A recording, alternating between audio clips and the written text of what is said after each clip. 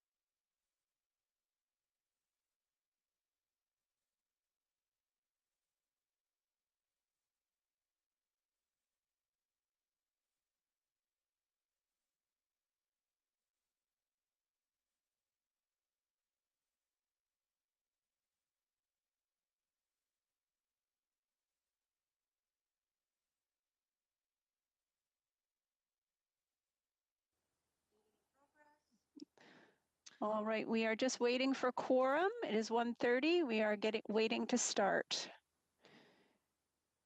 And Councillor Nguyen has just joined. So as soon as she gets her camera on and in the meeting, there we are. We have quorum and now we can begin. There's Oh, Councillor wonderful. Nan. Welcome, Counselor. Good afternoon. Sorry to keep you all waiting. No problem. Glad you're here. Okay, we're going to start.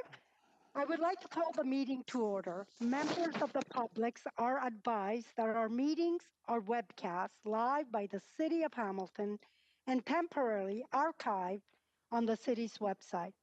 Other individuals and the media may also be audible or visually recording this meeting.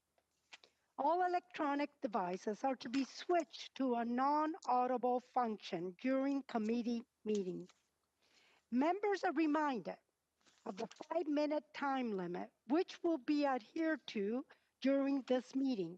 Members can submit another request to speak if they require more time to ask questions or make comment.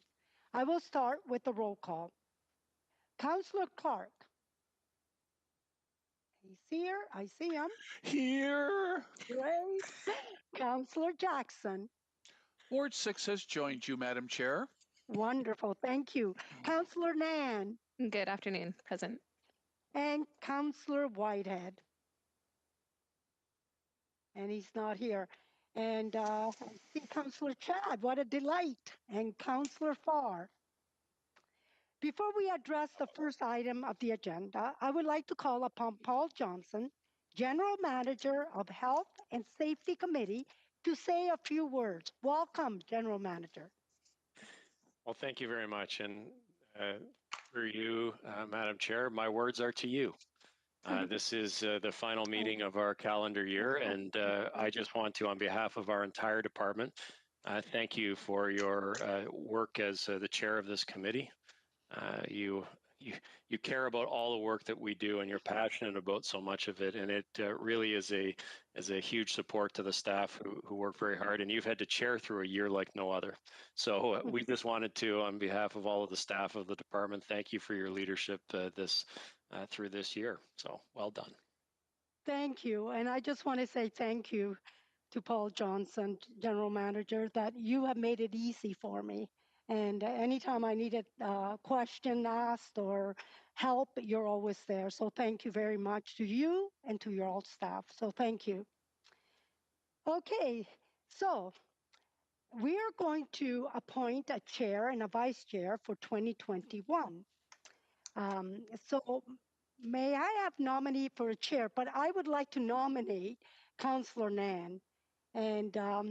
And I know that she will do a great job, but let's vote on it. May I have a motion to nominate Councillor Nan as the chair of 2021? I'll second it. I'll second it, Madam Chair. Councillor Jackson? I'll second it. And I'm going to move it, and Councillor Jackson is going to second it. Oh, Councillor Jackson's going to move it, and I will second it. Okay, we will require e-vote.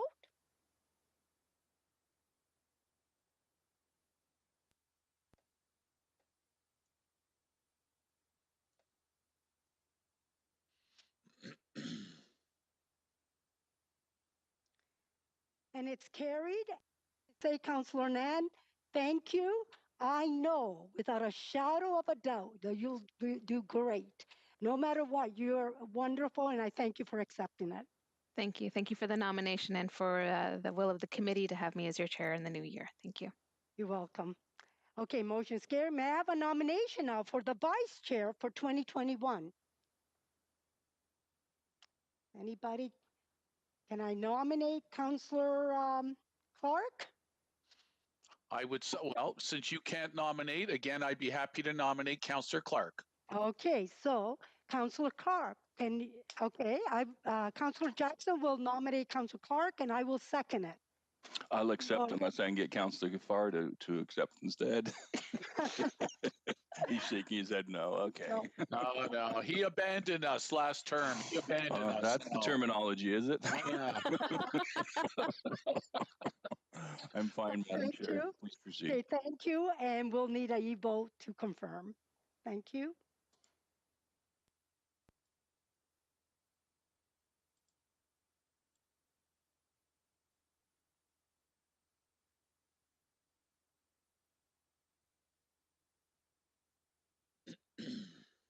Thank you. Carried. Okay, we're going to move on. Madam Clerk, is there any changes to the agenda? Yes, Madam Chair, we have several changes to the agenda. We have communications items 5.2 and 5.3, correspondence from Phil Graham, Assistant Deputy Minister of the Early Years and Childcare Division in the Ministry of Education, respecting the 2021 childcare funding approach. The recommendation is to be received. We have item 5.3, correspondence from Irene Laurie, who's the President of the Board of the First Unitarian Church, respecting endorsement of City Hall protesters. Recommendation is also to be received. We have some new discussion items 10.8 to 10.11. Item 10.8, Women's Shelter Support Investment Options, HSC 20061 citywide, is an outstanding business item list. That item is withdrawn. It was added accidentally. We have new item 10.9, Women's Emergency Shelter Request for Proposals, RFP 2020, HSC 20062 citywide. We have new item 10.10, Expanding Housing and Support Services for Women, Non-Binary and Transgender Community Subcommittee Report 2003 from December 4th, 2020. We also have new item 10.11, Municipal Housing Project Facilities Bylaw, West Hamilton Mountain, Hamilton, HSC 20051, Ward 8, Appendix A. Note this is the appendix to confidential report HSC 20051, respecting Municipal Housing Project Facilities Bylaw, West Hamilton Mountain, Hamilton, which is listed under item 14.3 on the agenda. As item 10.11 is part of item 14.3, discussion of item 10.11 will be deferred until after closed session. We also have several new notices of motion, 12.1 to 12.4. Item 12.1 is 40 Cumberland Avenue. Item 12.2 is Investing in Canada Infrastructure Program, COVID-19 Resilience Infrastructure Stream for Long-Term Care Homes Funding Intake. 12.3 is the Rent Ready Program. 12.4, mitigating financial impacts of the provincial rent freeze on social housing providers. We have a new private and confidential item 14.3, which is Municipal Housing Project Facilities Bylaw, West Hamilton Mountain, Hamilton, HSC 20051, Ward 8, pursuant to Section 8.1, subsection C of the City's Procedural Bylaw 18270, as amended, and Section 239.2, subsection C of the Ontario Municipal Act 2001, as amended, as the subject matter pertains to a proposed or pending acquisition or disposition of land for city purposes. And I will note that, again, the public appendix to the Municipal Housing Project Facilities Bylaw West Hamilton Mountain Hamilton report is listed under item 10.11 on this agenda. Not a change specifically, but we have item 10.5, report HSC 20032A, respecting Kiwanis Homes Down Payment Assistant Pilot Program citywide, and it's attached Appendix A. Both of those documents have been revised, and the revised report and appendix have been published on eScribe and on the city's website. And finally, Councillor Farr is in attendance today, and he would respectfully ask to address the committee immediately following approval of the changes, so before declarations of interest. Thank you very much. And I have a question. Can I first, Councillor Nan wants to know which item was withdrawn, what number? It's item 10.8. It was it was not an item for the Emergency and Community Services Committee. That was my mistake. I added it in error. That is the report that was dealt with by the Expanding Housing and Support Services for Women, Non-Binary and Transgender Community Subcommittee, and is dealt with in that report. Okay. Now we're going to welcome Councillor Farr at this time, and you're always welcome. Councillor, sorry, you need to vote to approve the agenda Okay. first, please. All right. Okay, we will do that first. Madam May Chair. I please? Councillor Nan would like to speak. Okay, Councillor Nan. Thank you. I just noticed in the verbalizing of the amendments to the agenda, motion 12.5 was left out. So we do have an additional motion there. Just to confirm that. Yeah, 12.5 was added after the changes to the agenda were approved. So we'll bring that. You can raise that when Councillor Pauls asks for additional notices of motion. Thank you. Okay, thank you, Councillor Nan. Okay, may I have a mover and a seconder, Councillor Clark and Councillor Jackson, to approve the agenda as amended. Is there any discussion to the agenda as amended? I don't see any. We're going to vote. I'm trying to get. Okay, electronic, and it's up. Thank you. Yeah, I just saw it. Okay, thank you. Passes. Now we want to welcome Councillor Farr. You are always welcome in our meetings.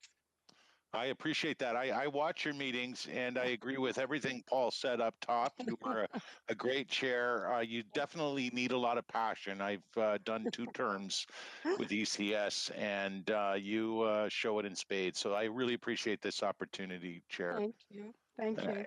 I've scripted this. I've come right at the final hour here, folks. We've had 3 days of long meetings, and I want to say off the top on this particular serious issue, I do not want or expect any great debate. I just feel, and I think all of you will feel, that it is very important. It's vital that we get it on the public record, and this is the committee it needs to be on. Yesterday, we had a very long meeting. But there was an article by Nicole O'Reilly in the Spectator. She's a great reporter. It was entitled "Abandoned at a Hamilton Shelter. His only word is Sam. Who is he? Where did he come from?"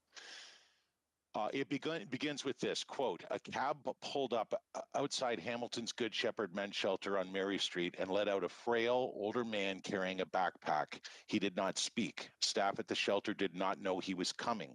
For 6 hours, he sat outside, not engaging or responding, not knowing what else to do. Staff called Hamilton police," end quote. This is about our police looking into an issue that I believe is not a lone issue, but in this particular case, we need to call attention to the fact that in that backpack, there were about 40 papers. The papers were from Georgetown Hospital in Halton Region detailing Sam's medical issues, dehydration, malnourishment. The papers also told police the man responded to the name Sam, but they didn't know who he was. He'd been in the Halton Hospital for about a month, according to these papers, before they discharged him. The Georgetown Hospital did not discharge Sam to any of their shelter systems or seniors care facilities in Halton Region or in Georgetown. They put him in a cab one way to our city, to Hamilton, and specifically to the Good Shepherd facility at Marion Cannon. This was October 29th.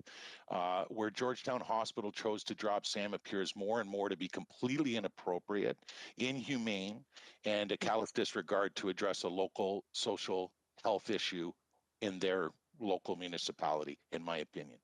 After the drop, Sam was taken to Hamilton General Hospital, still there at Hamilton General, as our Hamilton police worked to figure out how to help Sam. not Halton Police helping, Hamilton Police. And they've been working for more than a month since Sam was dropped off here.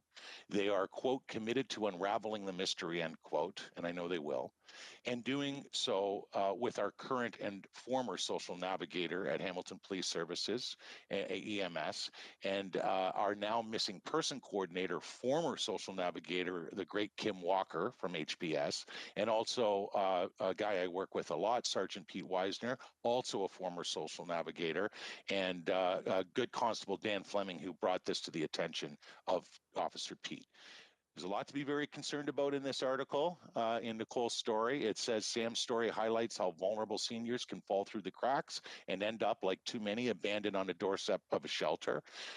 Quote, it's immoral, end quote, says Good Shepherd Executive Director Brother Richard McPhee. I talked to him this morning about this. Too often, shelters are a dumping ground when people don't know where else to send someone. This is clearly an area where the Ministry of Health needs to step up. We can all agree if we read the article. If the province has not already identified this issue, for every region, not just ours, it's time. But another glaring angle that I wanted to bring the committee's attention to, and I've alluded to it, from reading this story, having been apprised by police at the time when Sam arrived to the city, when he was delivered here by Halton to Hamilton without notice, we should be very concerned and acting on the fact that somebody in another region didn't know what to do in their region from both a medical and, in my opinion, a humanitarian standpoint. When Sergeant Weisner called Georgetown Hospital in this prolonged investigation over a month now, he said, they said, quote, oh, how's he doing, end quote. Weisner says, well, funny you should ask that. He's back in hospital. Weisner explained that it wasn't suitable for Sam to be in shelter and that the Hamilton General Hospital admitted him. So I think our council needs to know what's going on in this case, and if it's isolated or if it's a pattern of neglect from other regions focused on shipping out to Hamilton rather than stepping up and showing some compassion in their own communities. The article says, so why did Georgetown Hospital discharge Sam and send him to a Hamilton shelter? Nicole's doing some good reporting here. Weisner says he was told Sam nodded at the word, quote, Hamilton, end quote, when asked where he wanted to go by hospital staff. Why is Georgetown Hospital even presenting Hamilton as an option? One of my questions. Is there some service agreement we don't know about? Another one of my questions. And again, if they asked about Hamilton, how many times before has this option presented itself when difficult cases present themselves in other regions, in this case in Halton? And what strain does a practice like this put on our resources if it's a constant scheme? And why did Georgetown Hospital think a men's shelter was appropriate? That's glaringly an issue in this story. Weisner says, quote, he would have gotten eaten alive. He's frail, not appropriate for the shelter system in Hamilton, end quote. All we've heard from Hamilton is in this article, in a statement. Halton Healthcare said it can't comment on specific cases, but noted its hospitals have a standard discharge planning process. Quote, patients are only discharged when they are no longer in need of acute medical care and are deemed medically stable by their care team. During patient's admission, patient and family members, if available, are provided with information to support their transition back to the community. This is a collaborative process with a multidisciplinary team, which involves engaging with community support services and resources available to meet the patient's post-discharge needs, end quote. In Sam's case, there was no family to consult. He was a John Doe. Both McPhee and Hamilton Police say Good Shepherd was not told he was coming. It appears that if they cannot collaborate in their collaborative process there in Halton, in this case, and with their own regions, community support services, then they call a cab to take the individual to Hamilton and drop him without an appointment from their hospital to one of our shelters in our region, unannounced. That's cold. If another region doesn't have the resources, but think we do, then at the very least, they should collaborate with us, with our agencies and with our city staff. What we need to find out, in my opinion, committee, and again, I appreciate this, I'm almost done, how often do other regions and hospitals or police or other institutions conduct themselves in this inhumane manner, ship human beings in crisis in their communities one way to Hamilton? If we are known as a drop-off depot, when did that happen and how was council and citizens of Hamilton made aware of this? I understand that there are greater issues at play, clearly, and as it relates to the health and well-being of homeless seniors. Brother Richard points it out. Sam's case also exposes this larger issue of what to do with adults. He makes the reference that a child you call Children's Aid Society, but in cases with adults, there is no one. Quote, says Brother Richard, who then advocates for an individual like this? It's a complete flaw in our system, end quote. So we've formally recognized there's a flaw in this system, if we have. And again, if this happened with Sam, how many times before outside regions, presumably, which have the same flaws in their systems, but respond by passing their cases to Hamilton? I'm very concerned about this, as you can tell. I was concerned at the end of October when Pete Weisner advised me of this. To me, it deserves some attention by our wonderful, passionate and educated staff on this issue. Many of them, I'm sure, are part of this meeting and listening now. I haven't had a chance in advance to talk to any of them. I will. I want committee to know that, but I just thought at the very least, this issue needed to be on emergency community services, and it needed to happen as soon as possible. And I really do appreciate your time, and I'm hopeful that somewhere down the road we can all be part of a solution and get some collaboration going with other regions if this is not just a one-off issue. Thank you. Councillor, I hoping you could stay for a few minutes. I do have some questions from other councillor, and I want to thank you for bringing it to our attention. Councillor Clark. Thank you very much, Madam Chair, and thank you, Councillor Farr, for bringing the issue to our attention. I have questions of staff, so I don't know if now is the appropriate time or not, but. Well, I think it is. Councillor Farr is still here. He would love to hear from staff probably as well. So please, let's move on. Yeah. So, Madam Chair, Councillor Farr has brought a very specific example that shows the tragedies that these drop-offs can create. We're lucky that the gentleman, Sam, didn't wander off and find himself injured or worse because he just wandered away. So my question is to Mr. Johnson. How do we assess whether, I mean, there's been anecdotal stories of these types of issues for a long time. I remember allegations of Toronto giving $1,000 checks to their social service recipients and putting them on a bus and sending them to Hamilton. Is there a way that staff or maybe our Auditor General could reach out to the different agencies and find out how prevalent this issue is? If we keep hearing these anecdotes, you know, the old adage, where there's smoke, there's fire. So how do we dig in deeper to this? So through the chair, we have reviewed this on a couple of occasions in the last number of years. It's not widespread in terms of it does not make up a massive percentage of those folks that are coming into our system. I can tell you in this particular case, we had no knowledge of this. And just so everybody is very clear, we would not as the city, nor would our partners agree to this type of thing without it being planned in advance and an appropriate referral. Sometimes these things happen. I know they do. But in this case, the city was not involved. The city did not endorse this. And yeah, maybe we should be sending an invoice to Georgetown Hospital for our time or something along those lines. But that's a more editorial comment. So in terms of its widespread prevalence, we've reviewed this a couple of times, and it's not. There is movement in and out of Hamilton, as you would expect. So some people move from Hamilton to other jurisdictions, and other people move in.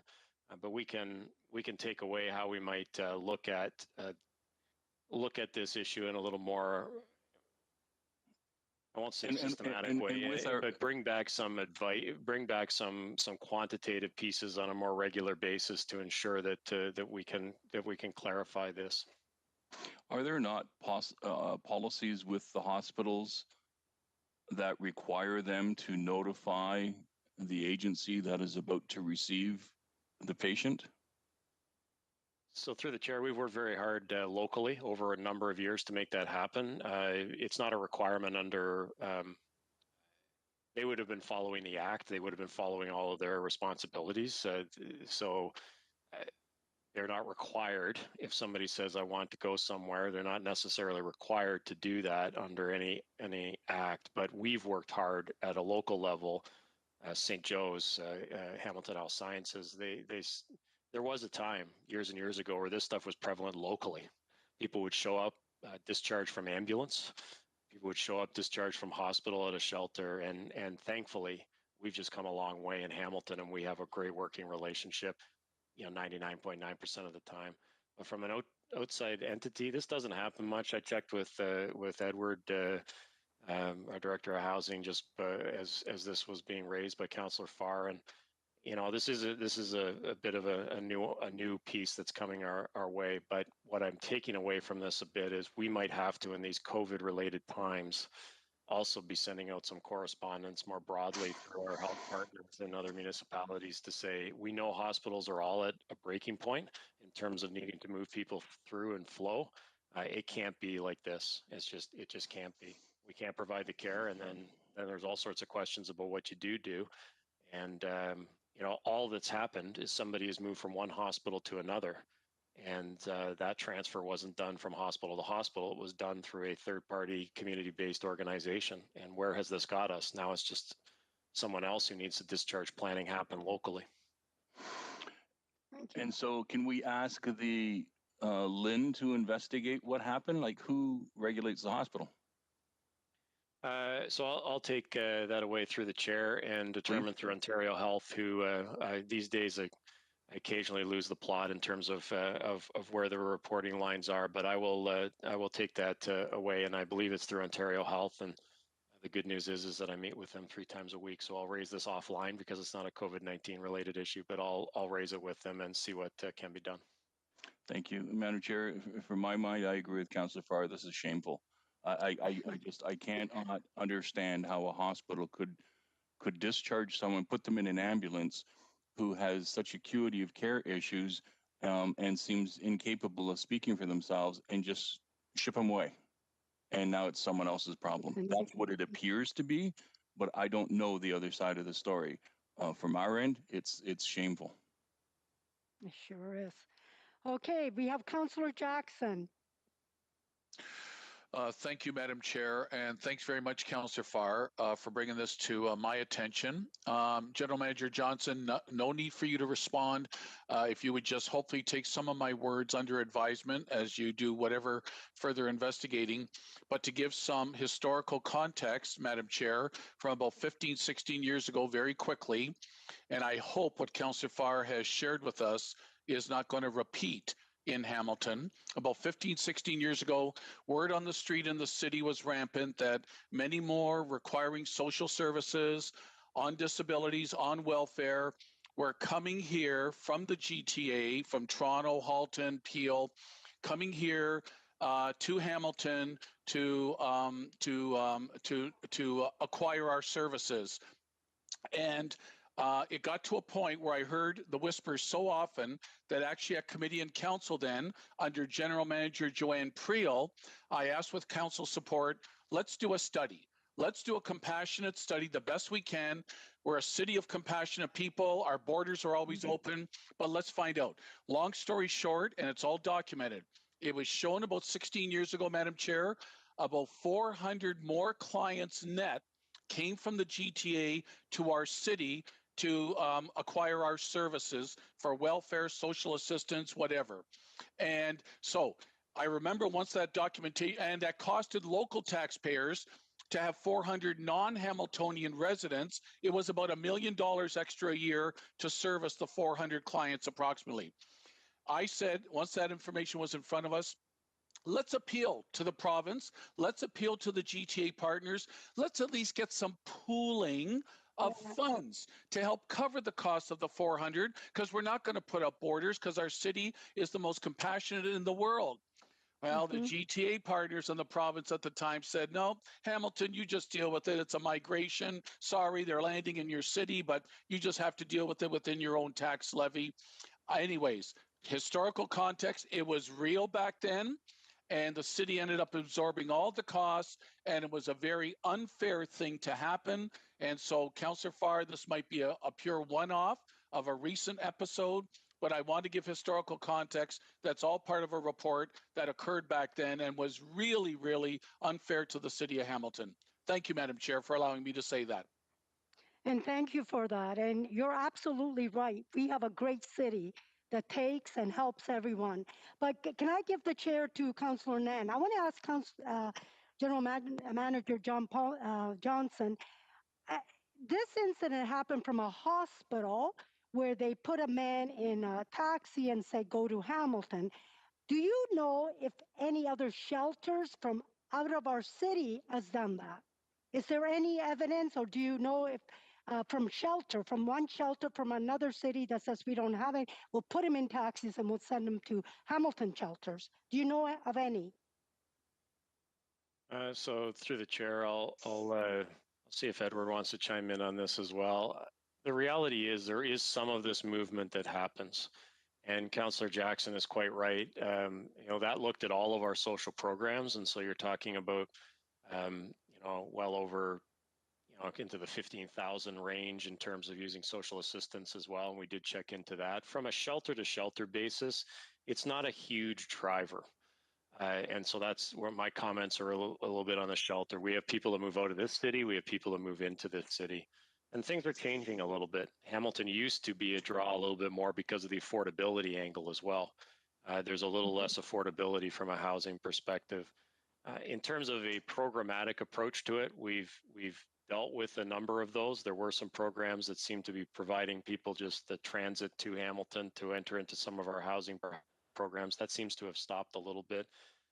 But we need to keep on it. And I think what I hear a little bit is that this becomes part of our annual reporting in some way with our agencies, because a lot of this, of course, is dealt with and we don't know. We don't run the shelter system. We fund and invest in the shelter system. So we can add this as part of our metrics with the shelters on a more regular basis to keep track of trends rather than dealing with it on a one-off. That might be the best way. But Edward, anything more further to add in terms of your recent experience in the shelter system with referrals from other shelters coming directly to Hamilton? So through the chair to the councillor, and certainly it's that referral process that is key here. Diversion remains an appropriate strategy when applied correctly. And I think, clearly this wasn't one of those circumstances. And as Paul raised a couple of times, this isn't a significant driver. We do see movement in between and from GTA to Hamilton, also Hamilton out. It's the key is that important referral process. So we know the individual is getting the right needs at the receiving area or shelter, whatever that be. And I think we've done great work here locally at that. Stories like this are incredibly disappointing in terms of the experience of the individual and the inability for us to prepare appropriately for that process. Thank you very much. Thank you, Edward. Councillor Farr, thank you for sharing that with us. We really appreciate it. So thank you today. I appreciate committee's time, and I loved the questions and the content and the responses from staff. Thank you. Get on with your great work. Yes, thank you. Thank you. Have a great day. Okay, we're going to move on. Declaration of interest. Is there any declaration of interest? I don't see any. So we'll move on. Approval of the minutes of previous meetings. May I please have a mover and a seconder to approve the minutes of November 19, 2020? Councillor Jackson and Councillor Nan. Thank you. Is there any discussions? I don't see any. We will require a vote, please. And it's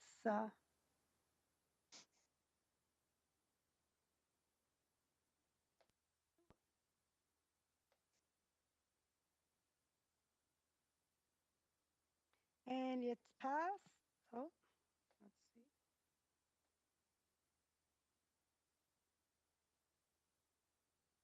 Okay. Let's move on. Communication. Item 5.1, correspondence from James Curtis.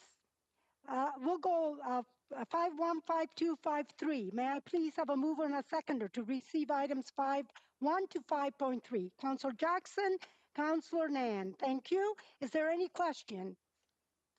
Councillor Nan. Thank you. I'm picking up Councillor Farr's charade tactics of indicating when I want to talk. So thanks for seeing that. I tried pressing the icon on the WebEx. So on item 5.1, if I may, through the chair, there was a correspondence that I received along with clerks regarding RCFs. And there are a number of points that have been risen in the correspondence that I was wondering if I could take this opportunity to have staff respond. I know that staff have done a lot of work in addressing this, and I can also wholeheartedly appreciate that having this very challenging year of dealing with the pandemic, that some of the files we're receiving regular updates on, and then others were not. But just for the record, if I could get a staff response to items 1 through 4, as I understand item 5 does speak more to a provincial level, and I'll be forwarding that component on to our provincial representatives here in Hamilton as well. Okay, so is this directed to Edward John or General Manager Johnson? Who would like to respond? So through the chair, Edward John, Director of Housing Services, happy to assist the councillor in terms of the correspondence received, and no doubt this committee is aware of the continued work we do on the residential care facility model, the review that is underway and continues to proceed through the pandemic, and in light of the pandemic too, the additional challenges that we have. Some of the pieces in the correspondence actually speak to some of the short-term improvements and goals that we would like to achieve on the file and the system as a whole. Some of the allowances, some of the conditions, and also the position which we've got now in terms of communications between individuals and families of members within homes to us as the city is a subsidy provider in those circumstances, and in those instances where they are covered by Section 20 of the licensing bylaw. So we continue to monitor that, and we are looking very shortly to bring that forward. We have set new eyes on the review in light of the pandemic, and as I'm sure you appreciate, the congregate living settings and the changes that we are looking to accommodate through that process. But we recognize that there's much work to be done, and we are in the midst of that as we go forward. Thank you, Edward. Any councillor? Thank you. I appreciate that, and absolutely, you know, what ended up happening with Emerald Lodge, our staff and the entire interventional team who responded, as well as the work of Good Shepherd in providing temporary accommodation to those that were being transitioned to more permanent housing and/or medical attention as required, was an incredible feat, an incredibly compassionate approach. And I do want to continue extending my thanks to the staff for the way in which that entire operation went down and the way in which people were cared for.